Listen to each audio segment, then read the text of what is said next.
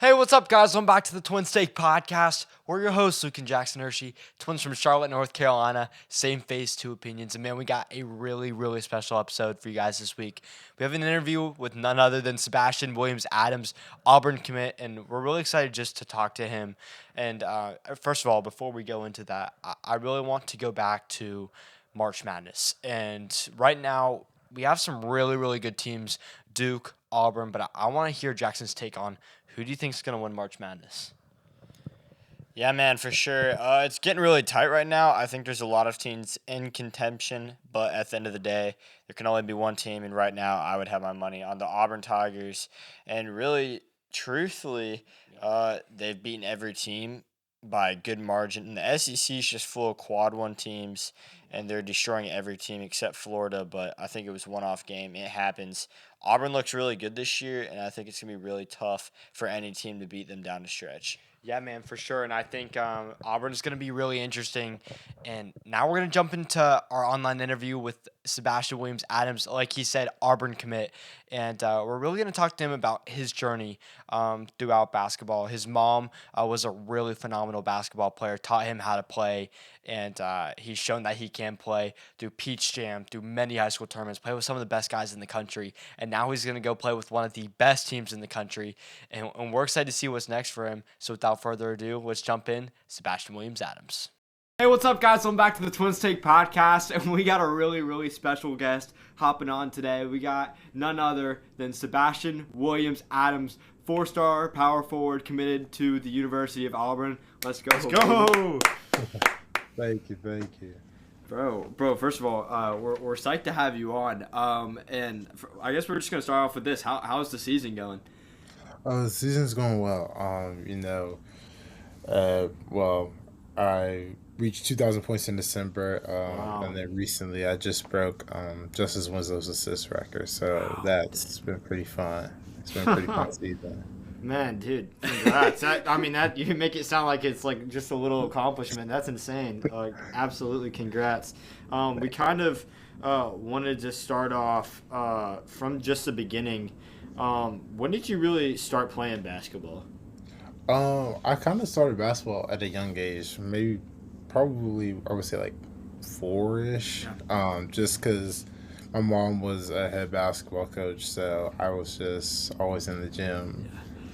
She was head or assistant, so I was just always in the gym no matter what, just shooting.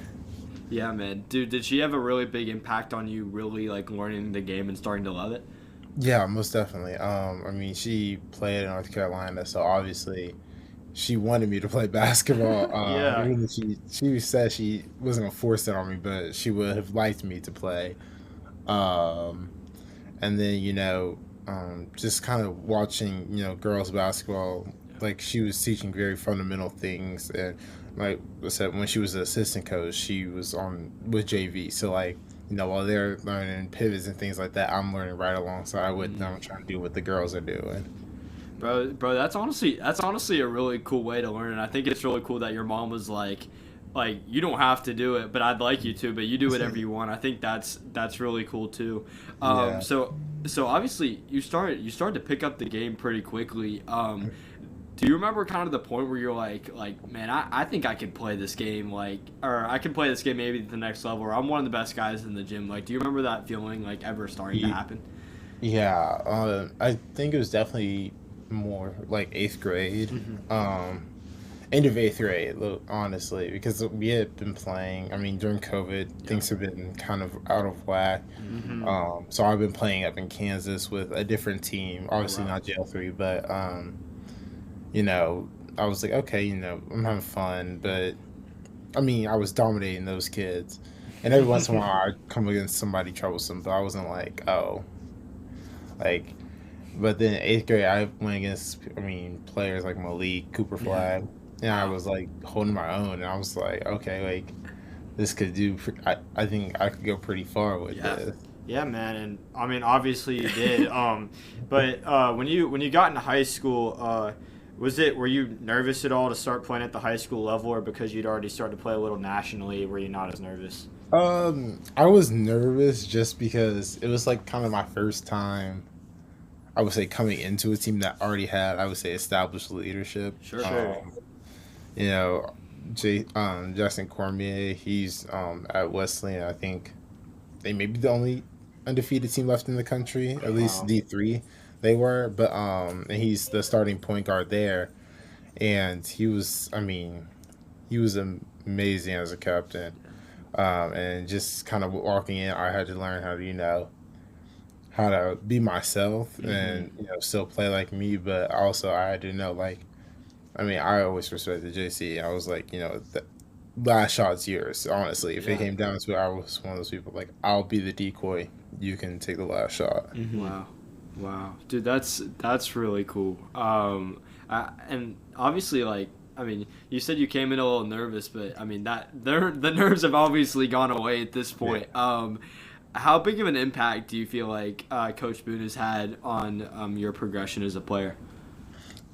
Yeah, so I would say definitely, him coming in because I was a sophomore captain, kind of coming in. He's kind of seen me have to go from different leadership styles, just depending on the team.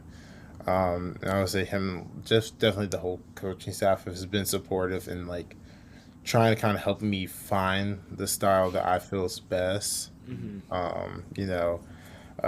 are some things that I feel worked better than others, most definitely. And then there's some things that, just didn't work at all. And I was like, all right, I'm never doing that type of leadership style again. So that's just kind of how it all played out. Man, we love it. And we'd love to talk to you a little bit about your recruitment process. I know a lot of guys processes are just really hectic. How did you enjoy yours, first of all? Oh yeah, I most definitely enjoyed mine. It was definitely a lot of fun. I think everybody's recruiting, especially when you're getting recruited, multiple schools coming, it's gonna be hectic. But I enjoyed it. Because now I guess get the opportunity, so I was just blessed to have it. Yeah, man. I personally can't imagine I can't imagine being contacted with all those schools. I bet that's a really cool feeling to be contacted by all those head coaches. When was the point of Auburn kind of became like one of those leading targets? Do you remember kind of like how that happened?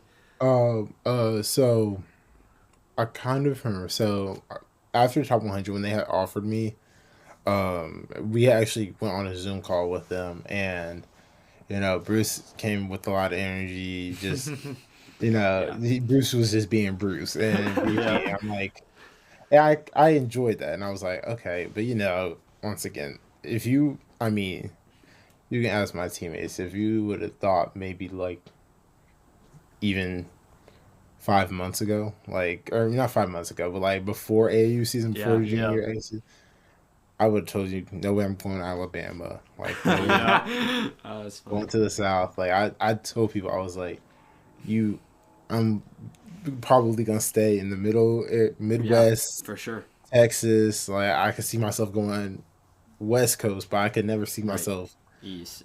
Maybe Florida. I said maybe Florida, but I could never see myself going anywhere else. And I was just like, and then I was like, all right, maybe I was like, I'll give him a chance. That's what my whole mindset was, have everybody a chance. And then obviously when I went top 8, they were one of the first teams I said. I was like, I'll cut down my list. I'll have Auburn in it. And then I went on my visit, and I just kept kind of like being like, all right, I enjoyed Auburn, but maybe it's just, I enjoyed every visit. So I'm sitting there, but every time I was talking to my mom and my dad, and even John Lucas, just talking to them all about like the visits. And my mom realized it a little bit quicker than I did. I kept comparing everything back to Auburn. Really? And I was just kind of sitting there, I'm like, okay, like at Auburn I did this, but like this squad did that. And it wasn't anything bad that I was just saying. Sure, It just, right, it just kept being like, I was like, okay, you compared it like 5 times now, Sebastian. I'm like, oh, maybe I have compared it 5 times. So yeah, that's kind of when I realized like, okay, obviously I feel comfortable there. Obviously I can see myself there. Yeah. And then I just eventually committed and match made it happen. Bro, I think it's hilarious that like you didn't even kind of know that's where you were leaning like that. I think that's awesome. Do you remember kind of the first school that even offered you and what that feeling was like? I was gonna say, okay, so the old coaching staff at LSU offered me in 8th grade, Wow. but I always say like my first like I consider my first official offer was A&M after 9th grade Peach Jam, Dude, that's crazy. and that was just like it was kind of insane because me and my teammate both Shelton Henderson, Yeah. he and I both got the offer at the same time, Oh, and that's I crazy. I told Shelton I was like because college coaches game I was like I bombed that game. I had been in foul trouble like the whole tournament. Oh, for sure. In that game, I had like I was at 4 fouls the whole game. Whole game. I was like coming in for a minute, coming out, coming in, coming out, and I was like, dude, they probably think I'm a bum. Like I like nobody. Like, I was like, all those coaches are never gonna like. I'm literally telling him this, and like he's like, and the whole team's like trying to. They're like, Sebastian, you're good. Like I'm like no, like I like nobody's gonna recruit me. Like I might as well just go start playing like soccer or like hack up the sport, and then Coach Lucas and Coach Battle came back and they're like, Sebastian Shelton, come here. I'm like, all right, now I know I got in foul trouble when I played. I mean, I played okay by my standards. I'm like, but Shelton played good. He was our leading scorer. So I'm walking over and they're like, you both got an offer from A&M, and I was like, Wow. you can't be for real right now. Like, That's so funny. Oh my gosh. like this is a mean prank to be playing. If I was like, play that. But yeah, no, I was saying like I said, I was just extremely happy. You know, I was like I said, I was blessed to a lot of kids don't get that feeling. So just to even get one, I was like, okay, like I may be cooking with something, Man, I love it, and I mean, obviously, at the end of the day, when you chose Auburn, when you look at Auburn's team this year, they're having one of the best seasons they've ever had, and arguably one of the best teams in the country ever. How excited are you to join a team and a roster that was already one of the best in the country? I'm definitely excited a ton, especially just with the depth they already have, and just, I mean, you look at Janai, you look at Cheney, you see those two developments over the past couple years. I mean, we can go up and down. Chad, Denver. I mean, and we even see like if you want to go over the course of the year, to Hod's growth has been amazing. So I just know I'm gonna be in that environment, and like I said, especially going on 2 visits technically. One after I committed, but you can tell the team just has a love for each other, and it's not anything that's kind of like, some teams you can kind of tell they may be winning, but they just win off because they're talented. Like this team likes each other. This team enjoys being around each other. And that's kind of the good part of I enjoy being around. Yeah, I think and you hit it on the key. Like they play for each other. Like and you can tell that in how they play. And bro, I bet that environment is gonna be so fun to play in next year. I wanted to ask you about this because I thought this was really cool and honestly something that not a lot of guys are doing. When you committed and you sat down at the table, you had Janai Broom call you. I thought that was sick. What was the planning on that? Did you know ahead of time he was gonna do it? What were you thinking? So what happened was, actually, Bruce was gonna call me. Oh, really? Wow. Yes, but then unfortunately his mother had passed away. So I was like, he was like, all right, I'll still call you. I'm like, no, Bruce, you're not gonna do that. You're gonna focus on you. Like I was like, okay, who else can I get? And I was like, all right, Tahad. But then I was like, some people like, I mean, I feel like most people know Tahad, but like, and I was like, all right. And I was just trying to think, and I was like, maybe Jabari Smith, but then the Rockets had a game the same time I was committing, so I was like, all right, can't do that either unless he gets off from the court, like. So I was like, but then I was like, all right, but like I knew Janai, and I was like, but I don't want to ask. I told my lead recruiter, Coach Williams, and I was like, I guess I'll just do the old fashioned reveal, and he was like, what happened to the call? And I was like, well, I don't want to, like, Janai might be doing something. Y'all might have. He's like, dude. And he called and he texted, boom. He's like, all right, Janai's doing it. And I'm like, okay. Thanks. That's so crazy. I'm like, I didn't want to like intrude because like I just, Yeah. I don't like asking for stuff. I'm just one of those people. I'm like, you know what? If I can't get the first option, then I'll just deal with it. Because like I Yeah. said, was gonna have Bruce do it, but like I told him, I was like, come on, coach. I ain't gonna do you like that. Come on. Yeah, man. Bro, I mean, I think it turned out pretty well too. I mean, I think it was one of the best, like, what's it called, like announcement, like, yeah, recruiting announcements. I thought that was awesome. Thank you. So you're kind of ending towards the end of your senior year now. What's it? And you talked a little bit about playing with Sheldon. What's it like playing for that EYBL team, playing with Sheldon, playing with some of the best guys, kind of in the Houston area? Like, how special is that team and that bond? It's definitely special. Especially when you consider like, I mean, me and Shelton have been playing together since fourth grade. Like we've literally seen each other grow up. I would say Nigel eighth grade. Like the team itself has just been very special, and even when we add like new players, it just always seems to work. Just because, especially like this past year, we just added the right guys, and not saying that the other people weren't, but Sure. it just seemed to like all finally like click at the right time, and we just all. I mean, our PCM house was like beyond a doubt the best PCM house I've had. It was Like, crazy. Yeah, The no, PCM I mean, this we year got was in trouble wild. so many times because we were up later than it's 11, and we over here like splashing each other with water, and we get yelled at. But like, I mean, like we had fun. It wasn't like we were just BSing, but we had, like I said, it was a special bond, and I would say it's kind of hard to put it in words Oh, for sure. with this team. What would you say is the biggest adversity you've had to overcome throughout your basketball journey?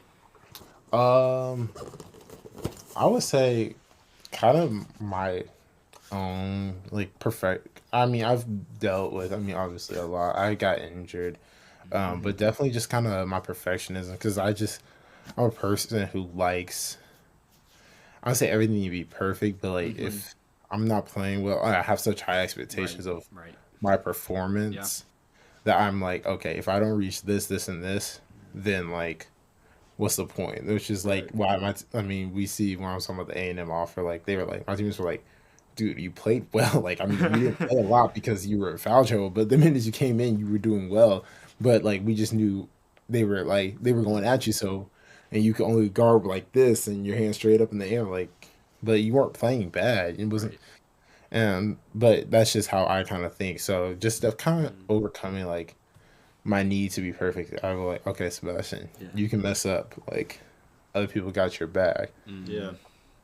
Yeah, I totally understand that, like with the perfectionism side, like we both like run cross country. Jackson won the state championship this year, and I think watching us kind of go through that process, like perfectionism in the back of my head, that's been the thing that's like taken me down the most, and it's trying to beat that. But what you said is so true of like, hey, I don't have to really do that all on my own. Like I got people behind me that are gonna fight for me. Then ultimately, like God's got me. Like I feel like that mentality helps so much, and I think that was really cool with what you said. You're leaving you're leaving pretty soon for college. Are you ready for it? Are you nervous for it? What's kind of the feeling? I would say ready for kind of. I would say the nerves would be more so just because there are potentially so many seniors leaving. Yeah. Just like we kind of have a newer squad, so just kind of like building that bond quicker. Yeah. I mean, I know, like I mean, for the freshmen, I mean, me and Kate have talked a little bit. Me and Simon, we've known each other since eighth grade. Wow. But we didn't know, like, it was kind of like we see each other at AAU all the time. It's like, Sure. all right, I know this dude. And then, like, we didn't even know the other was going to commit to Auburn. That's so crazy. It was like, within like a couple of weeks, it was like, boom, Simon committed, boom, Katie committed, boom, I committed. So then it, like I said, we've all kind of talked a little bit at one point or another. So I don't feel like bad bond between them, but just kind of building that with like, I mean, I kind of have a bond with Tahad because he was my host on my visit. So like, Yeah, that's cool. doing that with Tahad, Jakai, potentially if any like the JUCO rulings, if those guys can come back, then like with those guys, and then obviously Abdul, who Right, just yeah. the JUCO transfer just committed. So Yeah. just kind of building a bond. That's like the only kind of nervousness I have, I guess, just because, like I said, it's kind of a new squad, and I joke, I'm like. I told Shelton, I was like, this is the first time like we're going to a new team and like we ain't gonna have each other's backs because that's always Yeah. been like our thing. Like I'm like, okay, at the end of the day, I know Shelton got me. Like when we would have AAU trials, I'm like, all right, I got Shelton, I got Nigel already. Like Oh, that's cool. those us three are like we can. I got their back, they got my back. But this kind of the first time we're all going off alone and just kind of doing our own thing. Bro, I think like what you point out, especially with the relationship with Sheldon and really those guys like that. I think like I mean you've played from what you've said like you've grown up playing with all those guys and you have such a tight bond with them. Like that's not something a lot of guys have, and to have that with teammates. And I bet it's bittersweet, but I bet it'll be cool when you get to play them in college next year and you actually get to go against them. I bet that game's gonna be unreal. We just have just a couple more questions for you. Just kind of like looking over kind of your story, your journey. What's kind of been like the biggest lesson you've learned so far in your career? The biggest lesson I guess I would have learned is just that progress takes. I mean, definitely didn't want to hear this when I was younger, but like progress takes it forever. I mean, there are some times where I call it like explosive growth, where you're gonna feel like every day you're just getting so much better. Like every day it seems like you just can't be stopped, and like you just keep getting better. But like, I mean, that's not gonna be constant. That's not how growth works. It's just gonna be like maybe one period, 1 week you were just doing really well, and then you just feel like you were keep growing. And you probably were growing in your skills and things like that. But there can be days where you may just do terribly. That's still applying to your growth. That's still like a day you shot the ball, like you thought you couldn't hit the side of what is it, the side of a barn, like Sure. like it'll be okay. Like that's just some prepping you for a day in the future where okay, my shot isn't falling. Let me work on getting to the rim. And I would say there are even like mental toughness challenges. I mean, we can go today. Like I had a workout earlier today, Yeah. and I was 6 a.m. I couldn't shoot the ball. I swear, like every shot was coming in and out. But then I came back. Okay, refocus, reset. 4 o'clock, I was shooting better. It was just one of those things. I mean, you just gotta constantly keep working at something. If you don't work at something, like it's gonna be.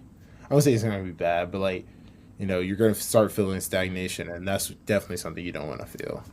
Yeah, man, that's so true in everything really. And I guess the last question we really had for you is looking back on your high school and your recruitment and just kind of your overall journey. Do you have a favorite story or memory that kind of just sticks out to you? I would say I kind of have two of them. I would say one in terms of the recruiting was like. So it's kind of how I got my Auburn offer was. So I was at top 100 camp, and I had like a really good game, and it was like the game. It was the game where we had like a bunch of coaches at.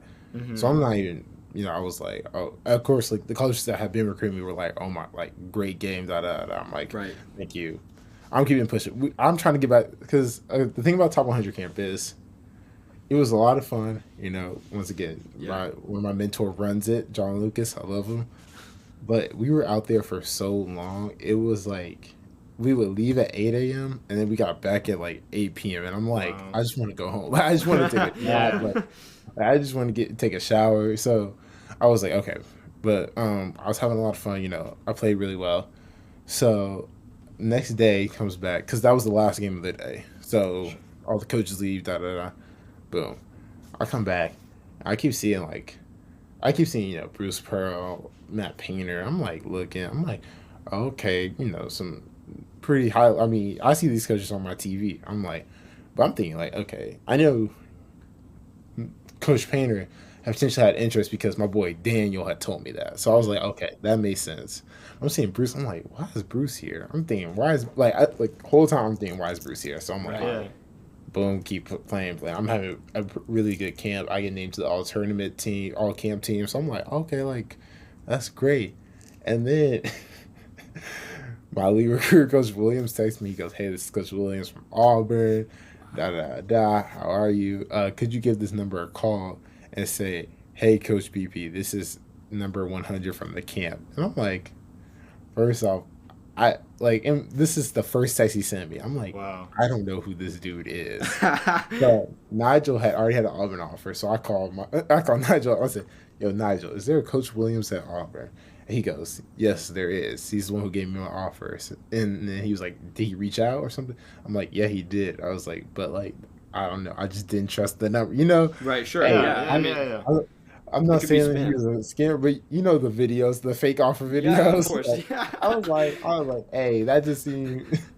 But so I call the number, and I ring. I'm like, okay, I swear if he doesn't pick up, like I'm not calling this number. Yeah. Because he didn't tell me it was BP. He didn't tell me nothing. So I'm sitting there, I'm like, who am I calling? Like imagine I'm calling like this random person.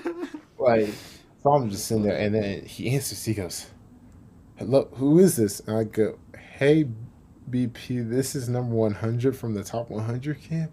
And he goes, Sebastian. And then, Bruce being Bruce, he went to a whole, like, little intro. And I was like, mind you, he this whole time he has not said his name. So I'm sitting, I'm like, on the phone, I'm texting, like, I have him in my AirPods. Sure. Because my roommate was showering. So I'm texting my mom, I'm like, Mom, this coach I'm talking to, I said, has not said his name yet.